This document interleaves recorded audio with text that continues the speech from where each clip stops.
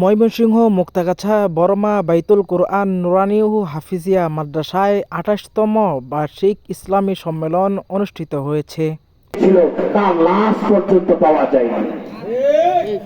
বৃহস্পতিবার মাদ্রাসা ময়দানে অনুষ্ঠিত মাহফিলে বিশেষ আলোচক ও সভাপতিত্ব করেন হযরত মাওলানা মুফতি মুজাহিদুল ইসলাম। প্রধান আলোচক হিসেবে ওয়াজ উপস্থাপনা করেন হযরত মাওলানা মুফতি তাজুল ইসলাম ফারুকি, হযরত মাওলানা শরীফুল ইসলাম, হযরত মাওলানা মুফতি আসাদুজ্জামান সহ ইসলামিক চিন্তাবিদগণ।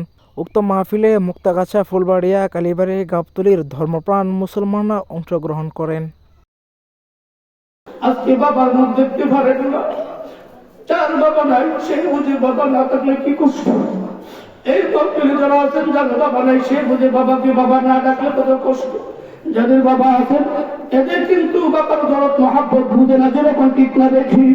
যাদের মা নাই তাদের মা কত স্মরণ হলে বুকটা ফেটে যায়। আমার মা রাত্রে 12টা পড়ে গেলেও মাকে আম্মা বলে ডাকতে পারছি।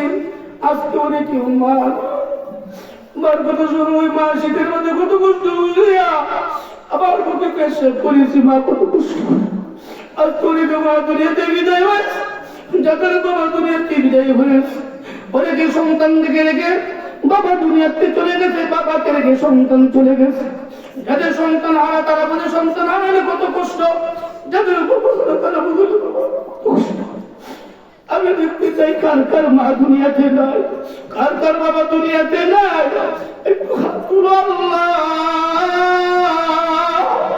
এই যে এদের মা দুনিয়াতে নাই, এদের বাবা নাই, আল্লাহ তুমি এদের বাবা বাবাকে আজকের মাগুলো বলুন। এই যে ছাত্ররা পাঠিয়ে নিয়েছে কোরআন শরীফের ছাত্ররা, আল্লাহ এই মা বলে সত্যি জারিয়া তাদের মা বাবার রুহে মাত্রে তুছিলাই, আল্লাহ তাদের মা বাবাকে কবরকে জান্নাতের টুকরা বানায়া দাও, বলেন আমিন।